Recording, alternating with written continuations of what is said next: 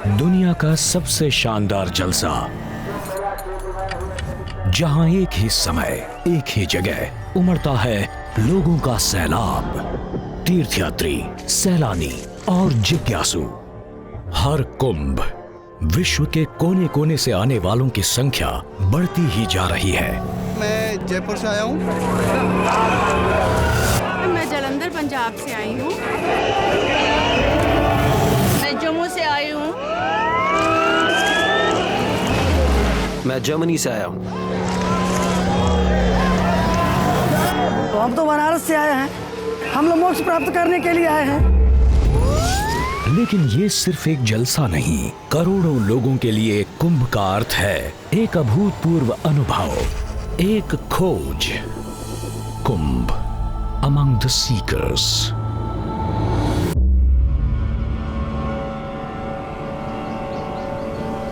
प्रयागराज, उत्तर प्रदेश। भारत की सबसे लंबी नदी, पवित्र और पावन गंगा। उत्तर प्रदेश में गंगा के साथ होता है यमुना का पवित्र मिलन।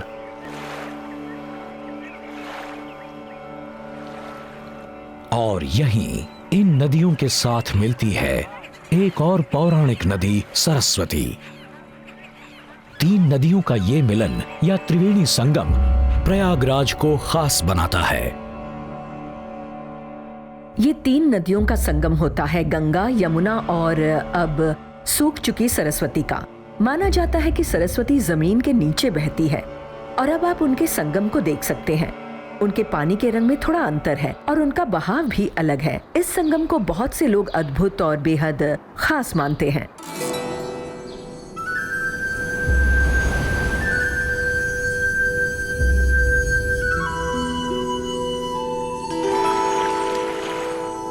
माना जाता है कि संगम में केवल एक डुबकी लगाने से ही सारे पाप मिट जाते हैं और इंसान को मोक्ष मिल जाता है, जन्म, मृत्यु और पुनर्जन्म के चक्र से।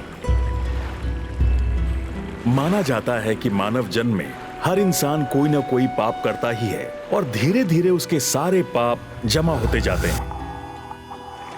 और आम मान्यता यह है कि अगर कोई इंसान यहां आकर सिर्फ एक डुबकी लगा ले तो उसने अपने जीवन में जितने भी पाप किए होते हैं वो सब धुल जाते हैं, उनका अंत हो जाता है और फिर वो इंसान एक नया जीवन शुरू करता है, बिल्कुल शुद्ध और स्वच्छ, एक नए सिरे से। कहा जाता है कि महर्षि दुर्वासा के शाप की वजह से देवताओं की दिव्य शक्तियों का नाश होने वाला था। तब भगवान विष्णु ने देवताओं को समुद्र मंथन की सलाह दी और बताया कि क्षीर सागर के मंथन से उन्हें अमृत प्राप्त होगा। लेकिन देवता ये काम अकेले नहीं कर सकते थे और अमृत के लालच में असुर भी उनका साथ देने को तैयार हो गए और शुरू हो गया महान समुद्र मंथन। मंदराचल पर्वत को बनाया गया मथानी, नागराज वासुकी से बनी रस्सी। एक तरफ देवता थे और दूसरी तरफ दानव। उन्होंने 1000 वर्ष तक समुद्र मंथन किया, तब जाकर अमृत से भरा कलश यानी कुंभ निकला। कलश के लिए युद्ध छिड़ गया। भगवान विष्णु ने अमृत कुंभ अपने वाहन पक्षीराज गरुड़ को सौंप दिया। अमृत कुंभ का ये संघर्ष 12 दैवी दिनों तक चला, हमारे समय के मुताबिक लगभग 12 साल। जब गरुड़ अमृत कलश लेकर उड़ रहे थे तब अमृत की 4 बूंदें हरिद्वार, नासिक, उज्जैन और प्रयागराज में गिरी और ये हमेशा के लिए बन गए महातीर्थ। पारंपरिक रूप से हर 12 साल पर पूर्ण कुंभ का आयोजन होता है, लेकिन गुजरते वक्त के साथ और भी कुंभ बने, जैसे अर्ध कुंभ, और नासिक और उज्जैन में सिंहस्थ कुंभ भी होते हैं। सूर्य, ग्रहों और नक्षत्रों की स्थिति के अनुसार हर मेले की तिथि तय होती है। हर 144 साल पर प्रयागराज में महाकुंभ होता है। प्रयाग का कुंभ दुनिया का सबसे बड़ा धार्मिक मेला है। ऐसा उत्सव किसी और धर्म में नहीं मनाया जाता और जब किसी एक जगह पर इंसानों का इतना बड़ा जनसमूह इकट्ठा हो तो उनके रहने के लिए भी बहुत बड़ी जगह की जरूरत पड़ती है। कुंभ महोत्सव से 6 हफ्ते पहले कुंभ नगर तैयार है। नदी किनारे 32 वर्ग किलोमीटर में फैला विश्व का सबसे बड़ा अस्थायी शहर, जो आश्रय होगा मठों, तीर्थयात्रियों और सैलानियों का। चुनौती बहुत बड़ी है और वक्त बहुत कम।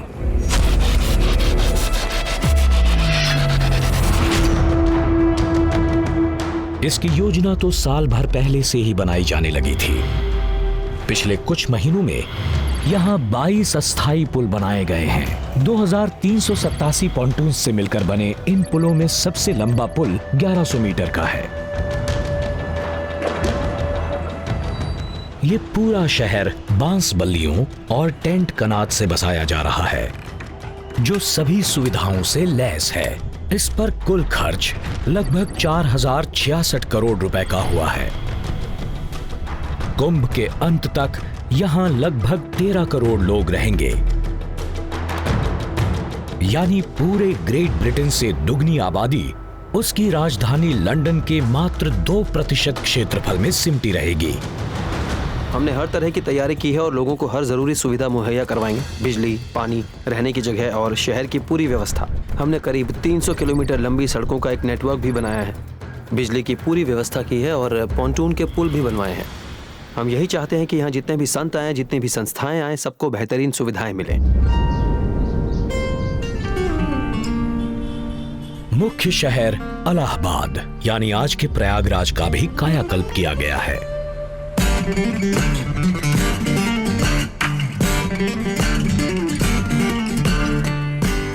पूरे भारत से आए हजारों आर्टिस्ट शहर की दीवारों पर पौराणिक चित्र बनाने में जुटे हैं। उनमें से ही एक हैं इंदौर के पेंटर विजय काले। हम लोग यहाँ पर पेंट करने के लिए बुलाए गए हैं, जो पूरा स्ट्रीट आर्ट पेंट कर रहे हैं हम लोग।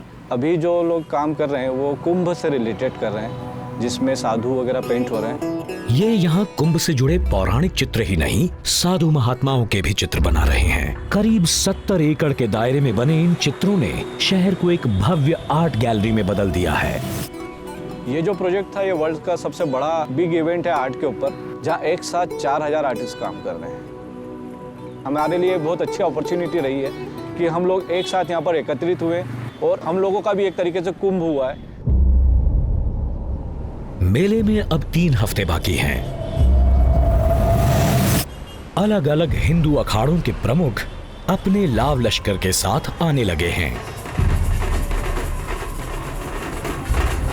ये है पेशवाई और इससे होती है कुंभ की शुरुआत।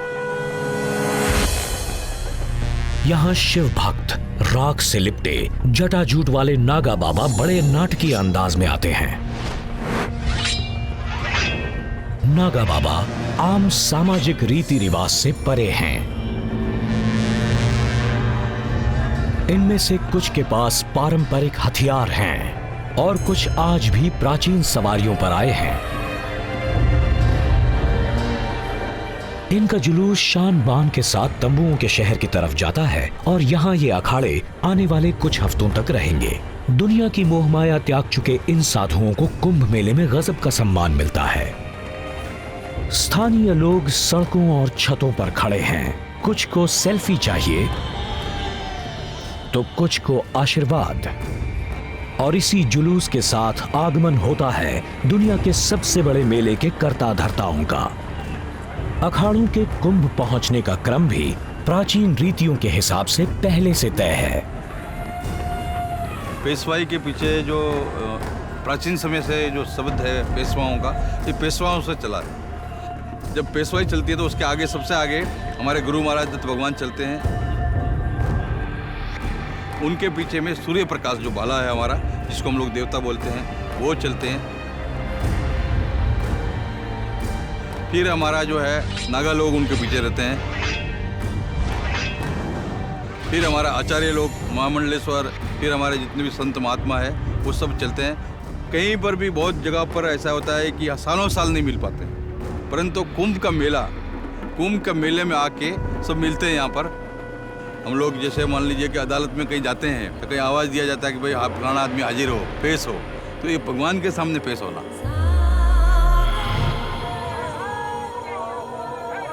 नागा बाबा कुंभ मेले का सबसे बड़ा आकर्षण होते हैं। शाही स्नान के दिन यही पवित्र नदी में पहली डुबकी लगाते हैं। कुंभ अखाड़ों से पुराना है और अखाड़े शाही स्नान के पहले से हैं। शाही स्नान अरबी भाषा का शब्द नहीं है, ये शुद्ध फारसी शब्द है, क्योंकि भारत में शाह नहीं होते थे। फिर शाही का तो सवाल ही नहीं उठता। शाही का हिंदी में मतलब है राजसी और इंग्लिश में मतलब है रॉयल। शाही स्नान के लिए कोई और शब्द है ही नहीं।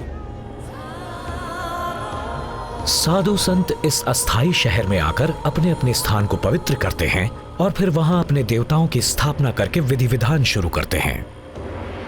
तो आज से सभी देवताओं का उपासना करते हैं हमारा संत महात्मा लोग। तपस्या साधना करना, गंगा जी में स्नान करना, त्रिवेणी संगम में स्नान करना। तो अभी यह अस्थायी रूप से वसंत पंचमी तक यहीं पर संतों का सबका यहाँ वास रहेगा।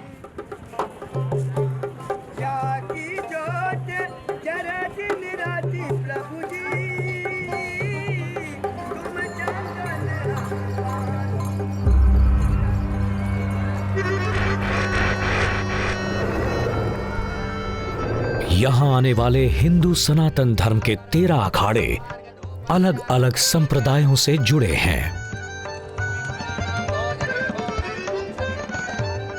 पहले 10 अखाड़ों की स्थापना 8वीं सदी के हिंदू दार्शनिक और धर्मशास्त्री आदि शंकराचार्य ने की थी।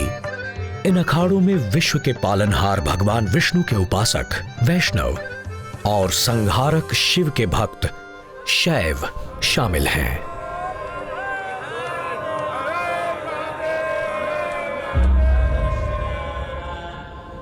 शैव भी 2 तरह के होते हैं, शास्त्रधारी यानी शास्त्रों के ज्ञाता, और अस्त्रधारी वो नागा योद्धा जो अस्त्र शस्त्र लेकर चलते हैं।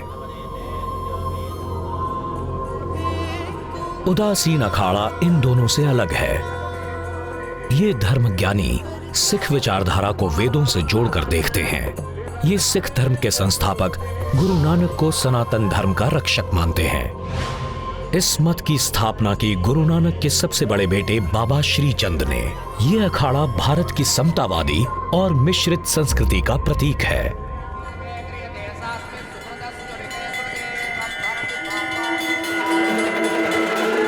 मंत्रों के जाप के बीच इतिहास भी लिखा जा रहा है।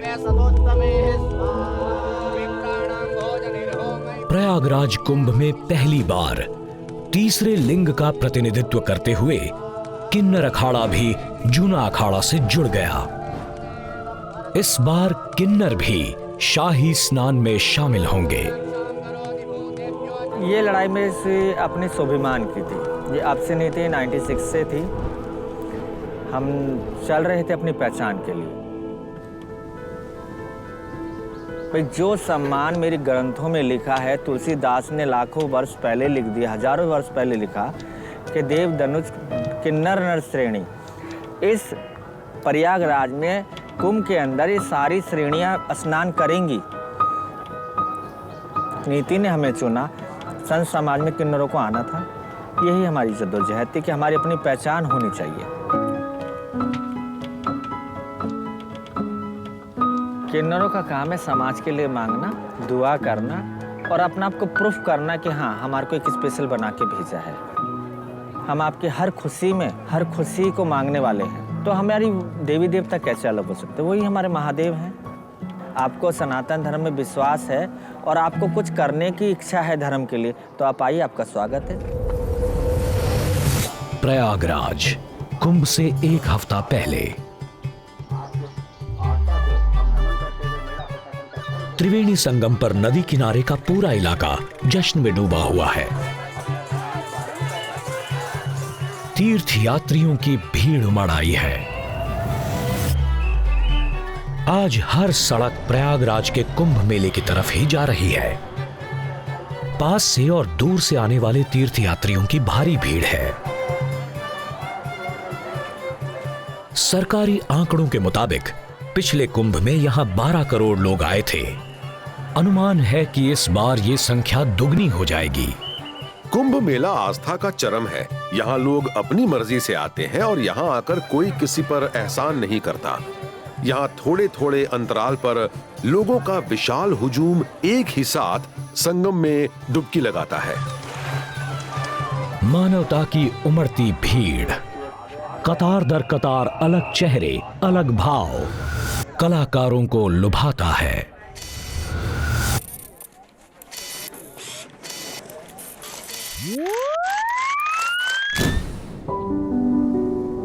मशहूर सिनेमेटोग्राफर और फोटोग्राफर हेमंत चतुर्वेदी ने कई कुंभ देखे हैं। इनकी पारखी नजर चेहरों के पीछे की कहानी ढूंढती है।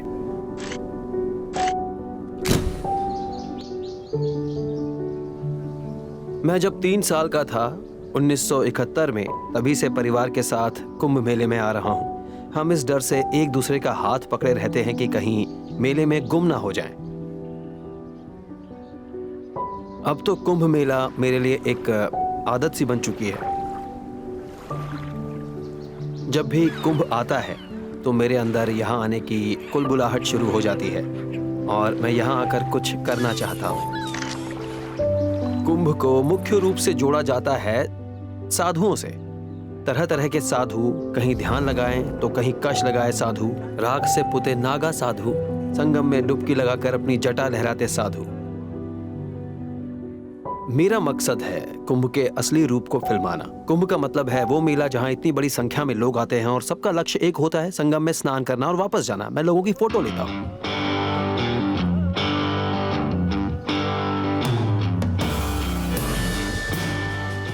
हर जगह कुछ ना कुछ होता है, हर वक्त। समझ में नहीं आता मैं कहां देखूं। खूबसूरत नजारे, शोर शराबा, तरह तरह के परिवार जिन्हें देखकर भारत की विविधता नजर आती है। हर वर्ग और समूह के लोग दिखते हैं, अमीर भी और गरीब भी, मगर सबके दिल में बस एक ही बात होती है।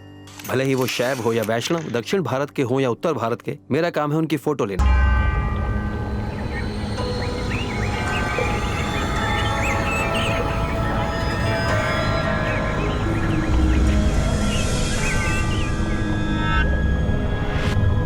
चेहरे बदल जाते हैं, संख्या बढ़ जाती है, लेकिन तलाश जारी रहती है। बूढ़े और जवान, अमीर और गरीब, लोग करोड़ों की तादाद में कुंभ में आते हैं, कुछ अद्भुत अविस्मरणीय अनुभव करने। कुछ आते हैं नजारे देखने, तो कुछ मोक्ष प्राप्त करने। कुछ लोग मोह माया से भरे इस संसार को भुलाकर खुद को पाने आते हैं। कुंभ सबसे अनूठा है, दुनिया का सबसे बड़ा धार्मिक मेला। यूनेस्को ने इसे मानवता की अद्वितीय सांस्कृतिक विरासत माना है।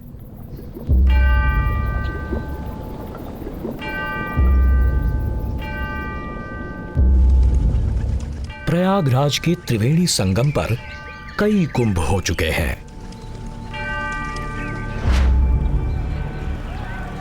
सदियों से कुंभ मेले देश और विदेश के लोगों को आकर्षित करते रहे हैं, लेकिन इसकी शुरुआत के बारे में दावे से कुछ नहीं कहा जा सकता। हर कुंभ मेले की तारीख आज भी हिंदू पंचांग के अनुसार सूर्य, चंद्रमा और ग्रहों की चाल से तय होती है। इस मेले का सबसे पुराना रिकॉर्ड 7वीं सदी में मिलता है। चीन के यात्री शुआनज़ैंग ने लिखा था कि राजा हर्षवर्धन माघ के महीने में एक खास समय पर होने वाले उत्सव में जाते थे जो संगम किनारे होता था, शायद प्रयागराज में। क्या वो माघ मेला ही कुंभ था? कुंभ मेला शब्द सबसे पहले 17वीं सदी के मुगल बादशाह औरंगजेब के समय एक लेख में इस्तेमाल हुआ था। बाद में ब्रिटिश राज के दौरान कुंभ मेले की कई तस्वीरें छपी और कई लेख लिखे गए।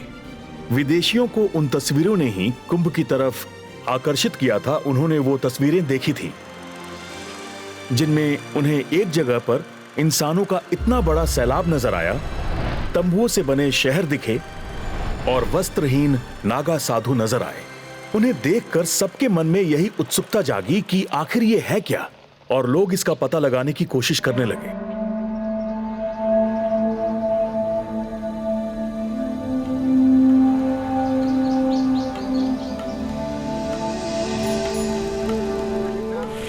आज भी कुंभ के मेले में दुनिया भर से लोग आते हैं अपनी जिंदगी के सबसे यादगार पलों का अनुभव करने। उनके रूप रंग की तरह उनके आने की वजह भी अलग अलग होती है। मेरा नाम है टाकेशी इशिकावा, मैं आया हूँ जापान से। मेरा नाम क्रिस है, मैं इंग्लैंड का रहने वाला। मेरा नाम रोमाना है और मैं इटली से आई हूँ। मैं हॉलैंड से आया हूँ, मेरा नाम रॉब है। मेरा नाम है इमारी और ये है सुबावा और हम बाली इंडोनेशिया से आए हैं। ये एक अलग ही दुनिया है, बड़ी ही अनोखी। आध्यात्म का समंदर, यहाँ गजब की शांति है लेकिन उतना ही उत्साह भी है और लोगों में गजब की ऊर्जा नजर आती है। मैं उज्जैन के कुंभ में गई हूँ, नासिक भी गई हूँ, लेकिन ये वाला सबसे बड़ा है। आप खुद सोचिए ना, अगर इस दुनिया में सब एक जैसे होते तो हमारी दुनिया कितनी अजीब लगती। यहाँ सब बिल्कुल अलग अलग हैं, इसलिए ये जगह इतनी खूबसूरत लगती है। कई विदेशी तो सिर्फ तीर्थयात्री हैं, लेकिन कुछ ऐसे भी हैं जो अब शिष्य से गुरु बन चुके हैं। ये हैं योग माता कीको आइकावा जापान से। भारत की फिलॉसफी है सनातन धर्म, प्रकृति, शक्ति, ध्वनि और प्रकाश एक एक करके हम शुद्ध करते हैं और फिर हमारे शरीर के पार असली स्रोत तक चले जाते हैं और तब पता चलता है कि हम असल में कौन हैं। लगभग करोड़ों लोग यहाँ आए हैं इस महान पर्व को मनाने, आध्यात्मिक शांति के लिए, अपने आध्यात्मिक ज्ञान को बढ़ाने के लिए। उन्हें अगर आना है तो वो आते हैं, उन्हें कोई चीज नहीं रोकती। मैं तो सिर्फ भारत घूमने आई थी, किसी खोज के लिए नहीं आई थी। मुझे धर्म से कोई लगाव नहीं था, लेकिन यहाँ आकर मैं एक दिन गंगा किनारे खड़ी थी, तभी मेरे अंदर एक बहुत बड़ा बदलाव आया और मुझे ऐसा लगा कि अब मुझे यहीं रहना है और यही मेरा घर है और अब मैं कहीं नहीं जाऊंगी। सन 1996 में साध्वी भगवती सरस्वती भारत आई थीं, हिंदू धर्म में अपने लिए सहारा ढूंढने। अमेरिका की रहने वाली स्टैनफोर्ड ग्रेजुएट साध्वी ने यहाँ आकर एक सन्यासिन का जीवन गुजारने का फैसला कर लिया। मैं कैलिफोर्निया में पली बढ़ी हूँ, लॉस एंजलिस के एक बहुत ही परंपरागत अमेरिकन परिवार में। ये कोई ऐसा फैसला नहीं जिसे मैंने नफे नुकसान का अंदाजा लगाने के बाद लिया हो या किसी ऐसे तरीके से लिया हो जिनसे जिंदगी के ऐसे अहम फैसले लिए जाते हैं। मैं तो बस जुड़ गई और जैसे जैसे जुड़ती गई वैसे वैसे उन चीजों को भूलती गई जिनसे मुझे कभी बहुत लगाव था।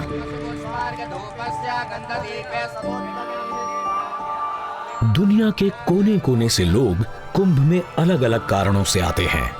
किसी को लगता है कोई शक्ति उसे खींच रही है, तो कोई आध्यात्मिक संतुष्टि खोज रहा है।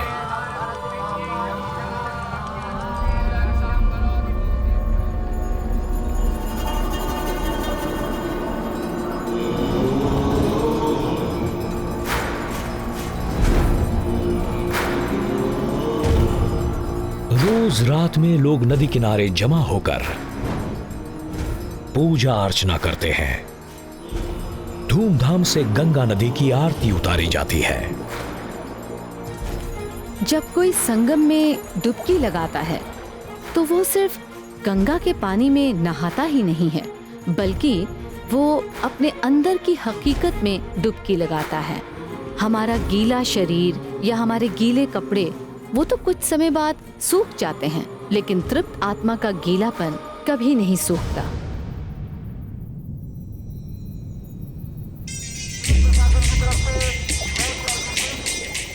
कुंभ मेले में तरह तरह की गतिविधियां होती हैं। उत्सव और खुशियों का माहौल। रात में भी कुंभ में काफी चहल पहल रहती है।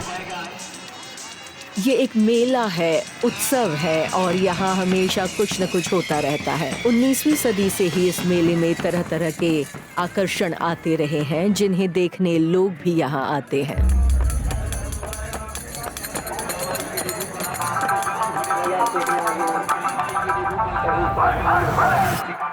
हमारे पास 1820s के रिकॉर्ड्स हैं जिनमें कहा गया है कि इलाहाबाद के माघ मेले में हर चीज मिलती थी और समय के साथ साथ वो चीजें भी बदलती गईं और वो सिलसिला आज भी जारी है। वैसे तो ये धार्मिक मेला है, लेकिन सिर्फ धार्मिक नहीं है, और भी बहुत कुछ है। प्रयागराज कुंभ मेला, पहला दिन, मकर संक्रांति।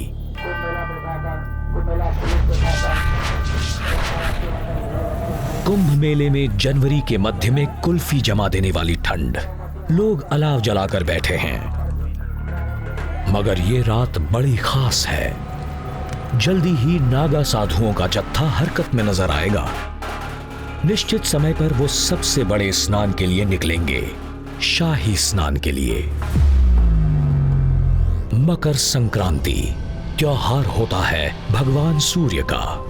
आज के बाद दिन बड़े और रातें छोटी होने लगती हैं और सर्दी कम पड़ने लगती है।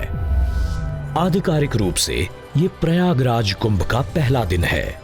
लोग अपने पुराने पाप धोकर सूर्य देवता से अच्छे भविष्य की कामना करते हैं। भारत में आपको तरह तरह के तीर्थ स्थान और तीर्थ यात्री मिल जाएंगे। उनमें से सबसे जानी मानी छवि है बाबाओं की, मुनियों की, साधु संतों की। ये वो लोग हैं जिन्होंने अपने घर बार का त्याग कर दिया है। इनकी दुनिया बड़ी रहस्यमयी होती है। ये जीते जी ही अपनी अंतिम क्रिया और श्राद्ध भी कर लेते हैं और खुद को मरा हुआ मानते हैं। ये दिगंबर होते हैं। ये कपड़े नहीं पहनते। दिगंबर यानी आकाश ही जिसका वस्त्र हो। कपड़े के नाम पर ये अपने शरीर पर राख मल लेते हैं, जटा बढ़ाते हैं और हमेशा घूमते ही रहते हैं।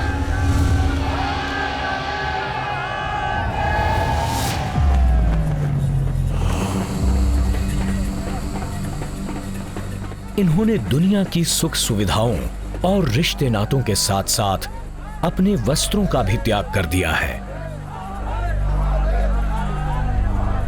आज भी वस्त्रहीन नागा साधु अपने साथी भक्तों के साथ संगम के जमा देने वाले ठंडे पानी में नहाने जा रहे हैं। इनके अंदर हर धार्मिक जगह की ऊर्जा समाई होती है और ये एक जुलूस में निकलते हैं। जिसने हर चीज का त्याग कर दिया हो वही दूसरों को रास्ता दिखाता है।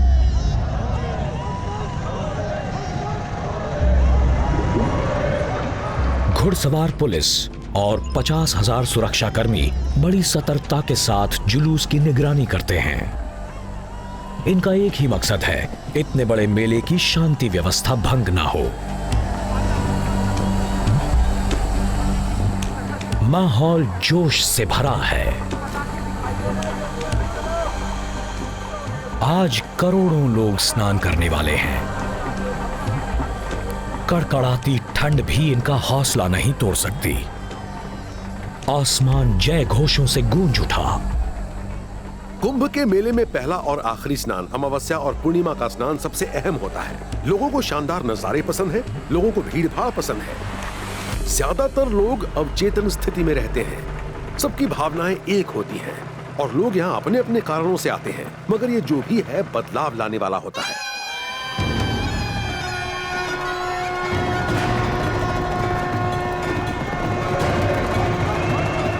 संचालन और सुरक्षा व्यवस्थाएं भले ही समय के साथ बदल जाएं, मगर जिन अलौकिक कारणों से लोग कुंभ में इतनी बड़ी संख्या में आते हैं वो कभी नहीं बदलने वाले। ये नजारा सदियों से बार बार देखा जा रहा है। नागा साधुओं का जुलूस, आस्था का उन्माद, संगम के इस बेहद ठंडे पानी में पहला स्नान।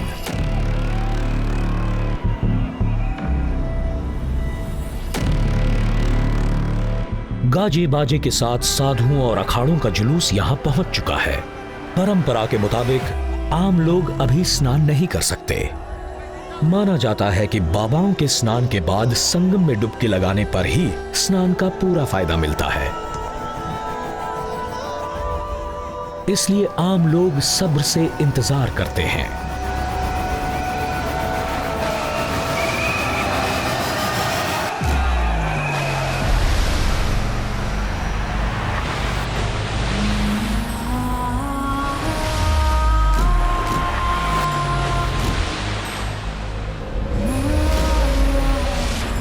इसी के साथ स्नान की प्रक्रिया शुरू हो जाती है और फिर आम लोग स्नान करते हैं। ये अहम बात है। मान्यता है कि उनके स्नान के बाद ही पानी में वो जादुई शक्तियां आती हैं जो हर पाप को धो देती हैं, इंसान को हर कर्ज से मुक्त कर देती हैं और वो एक नई जिंदगी शुरू कर सकता है।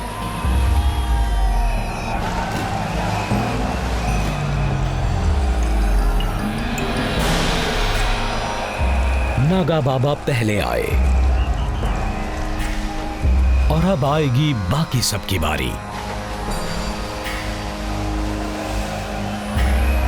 लाखों श्रद्धालुओं ने बेहद ठंडे पानी में डुबकी लगा ली है, मगर ये तो शुरुआत है। अभी तो और करोड़ों लोग यहाँ के घाटों में स्नान करके पाप मुक्त होंगे और जीवन की नई शुरुआत करेंगे।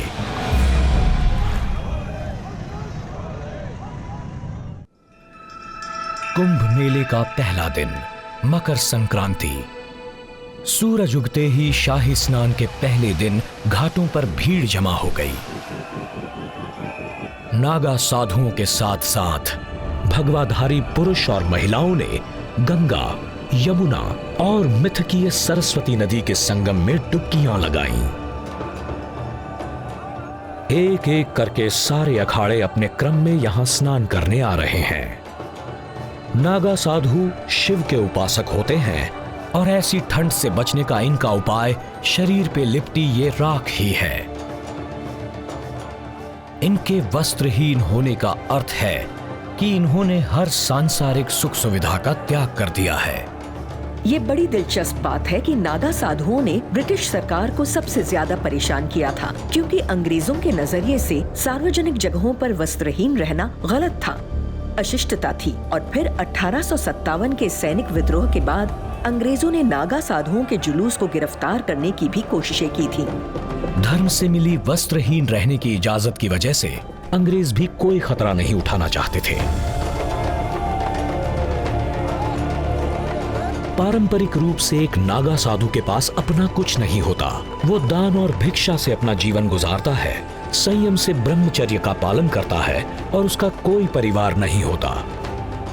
नागा साधु अपनी अंतिम क्रिया भी खुद ही करते हैं। सिर्फ कुंभ ही ऐसी जगह है जहां इतने नागा साधु एक साथ एकत्रित होते हैं और यहां से लौटकर वो अपनी दुनिया में वापस खो जाते हैं,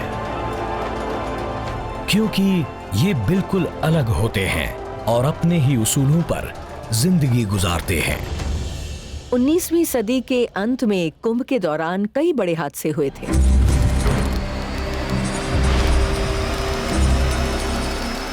मुझे याद है 1950 के दशक में कुंभ में भगदड़ मच गई थी। नागाओं को रोका नहीं जा सकता था। वो अपने त्रिशूल लेकर मेले में आ गए और भगदड़ मचा दी। बहुत से लोग घायल हुए, कईयों की जान चली गई। लेकिन उसके बाद से कुंभ में बहुत अच्छी व्यवस्था की जाती है। धर्म का ये महोत्सव प्रशासन के लिए एक बड़ी चुनौती होती है। हर रोज इस मेले में करीब 1 करोड़ लोग आते हैं और शाही स्नान के खास दिनों पर उनकी संख्या कई गुना बढ़ जाती है और इस भीड़ को नियंत्रण में रखना जरूरी है। ये है कुंभ मेले की सुरक्षा व्यवस्था का केंद्र। इसी कंट्रोल रूम से हर गतिविधि पर नजर रखी जाती है।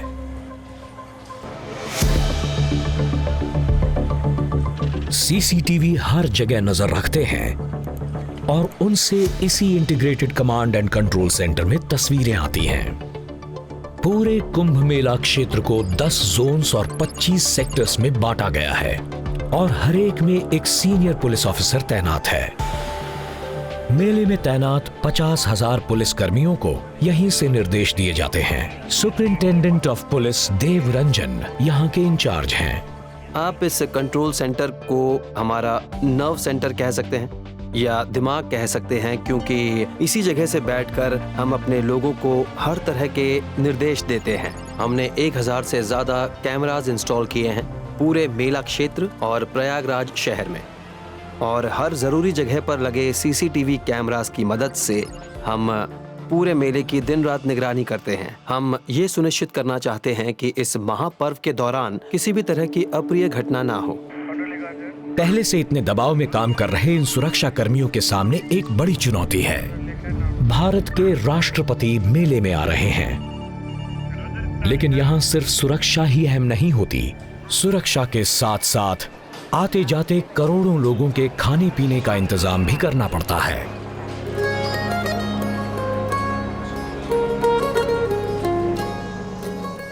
उन 49 दिनों के कुंभ मेले में सैकड़ों भंडारे होते हैं।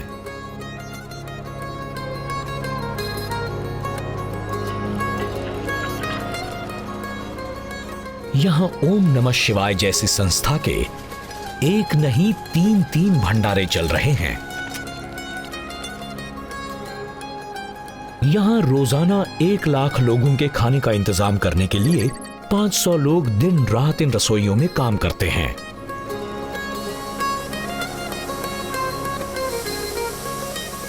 खाना बनाने और उसके वितरण के काम की देखरेख एक सुपरवाइजर करता है। यहां रोजाना 4000 किलो आटा, 5000 किलो चावल और 2000 किलो से ज्यादा आलू का उपयोग किया जाता है। किसी को कुछ देने की बात अपने पास कुछ जमा करने से बड़ी होती है। शायद इसी से दान परंपरा की शुरुआत हुई थी।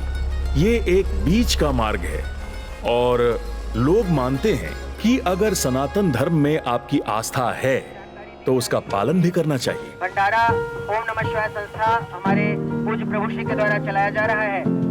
भंडारे का उद्देश्य मेले में आए भंडारे एक तरह का दान ही है और यहाँ लोगों को मुफ्त में भोजन दिया जाता है बिना किसी भेदभाव के और इसे अन्नदान माना जाता है। प्रसाद जो आप फेंक देंगे वो किसी के काम आ सकता है। मेले में आए हुए लाखों करोड़ों तीर्थयात्रियों को भोजन कराना हमारी संस्था का, हमारे प्रभु जी का उद्देश्य है। प्रतिदिन जो है मेन कैंप में 1 लाख, 1.25 लाख लोग पर डे खाते हैं और अदर जो हमारे 2 स्थानों पे भंडारे चल रहे हैं 15,000, 20,000 लोग की पर डे लोग प्रसाद ग्रहण करते हैं। अन्नकूट, अन्नदान या इस तरह के लंगर और भंडारे पुण्य का काम माने जाते हैं। वेदों में भी लिखा है अन्नम वही ब्रह्मा अन्नम वही रसा। अन्न एक अलौकिक सच्चाई है और अन्न ही जीवन का सबसे बड़ा आनंद है। ये माना जाता है कि अगर हम किसी के साथ कुछ बांटते हैं या किसी को कुछ देते हैं अपनी जरूरतों को कम करते हुए, तो उसके लिए धर्म की जरूरत नहीं, ये हमारा ज़मीर है। लेकिन कुछ लोगों के लिए खाना पीना एक व्यवसाय का भी अवसर है।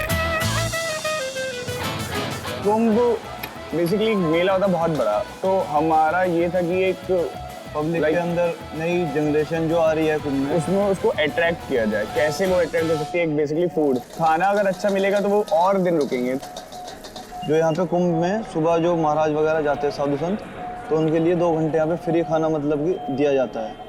उसके बाद अपना मतलब कि स्टार्ट करते हैं। यहाँ कमांड सेंटर में सुरक्षा कर्मी पूरी तरह से सतर्क हैं। भारत के राष्ट्रपति श्री रामनाथ कोविंद आ चुके हैं और उनका स्वागत किया है उत्तर प्रदेश के मुख्यमंत्री योगी आदित्यनाथ जी ने। 66 वर्षों में पहली बार भारत के राष्ट्रपति यहाँ आए हैं और उनका दौरा बिना किसी परेशानी के पूरा हो गया। अब सुरक्षा कर्मी राहत की सांस ले सकते हैं।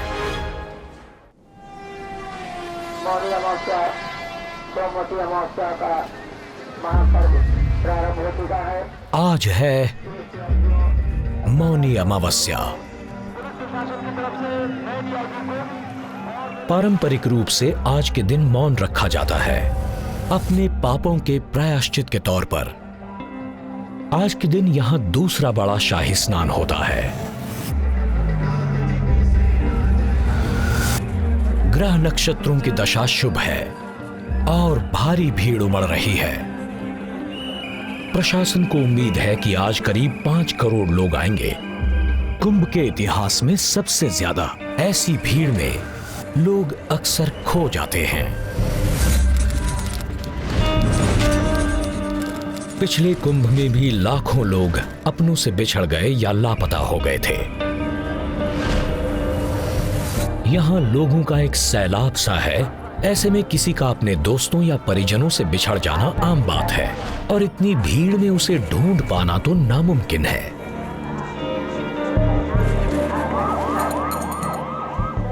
हमारे 15 लॉस्ट एंड फाउंड सेंटर्स हैं जो कि अलग अलग क्षेत्रों में बने हैं।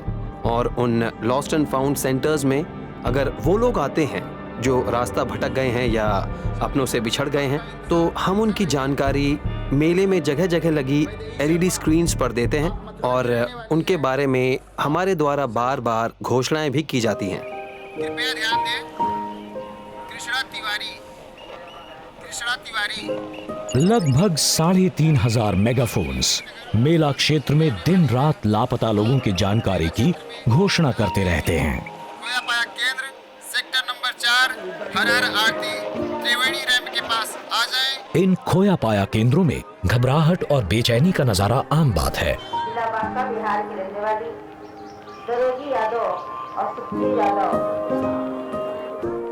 एक समय ऐसा भी था जब अपनों से बिछड़ जाना या रास्ता भटक जाना इतनी आम बात थी कि ये कई फिल्मों की कहानियों का हिस्सा भी बन गया था। लेकिन अब नई टेक्नोलॉजी के आने के बाद लापता लोगों के मिल जाने की उम्मीदें बढ़ गई हैं।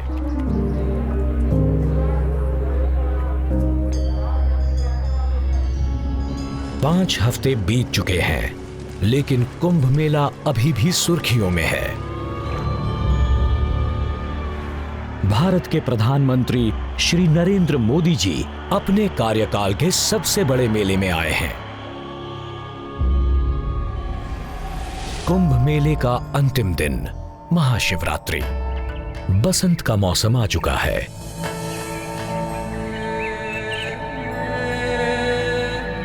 और आज ही महाशिवरात्रि भी है।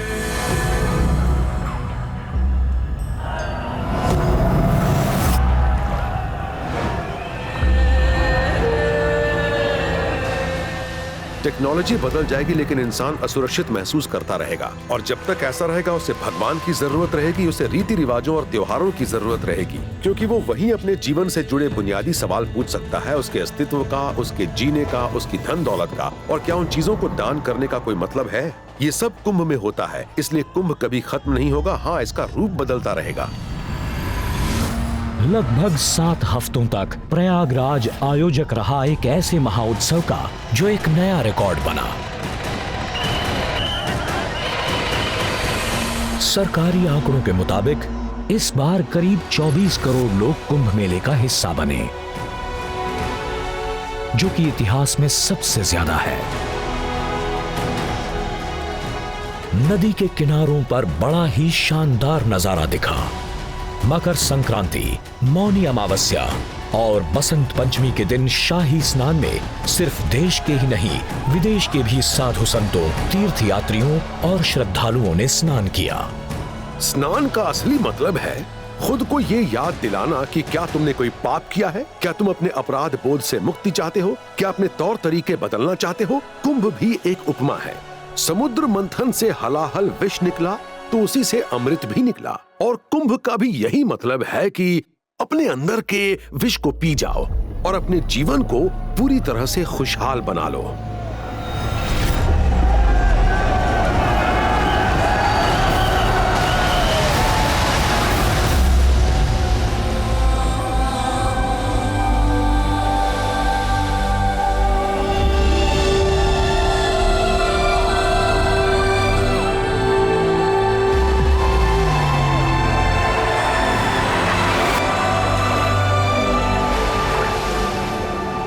नागा साधु यहां आकर्षण का केंद्र रहे, मगर अब जल्दी ही ये अपनी गुमनाम दुनिया में लौट जाएंगे।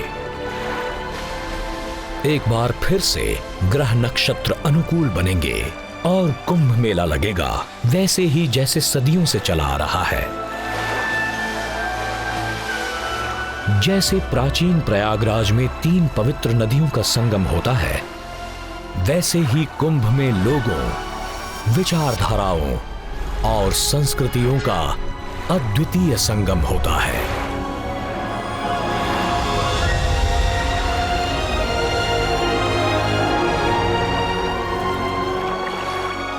यही तो है कुंभ की खासियत।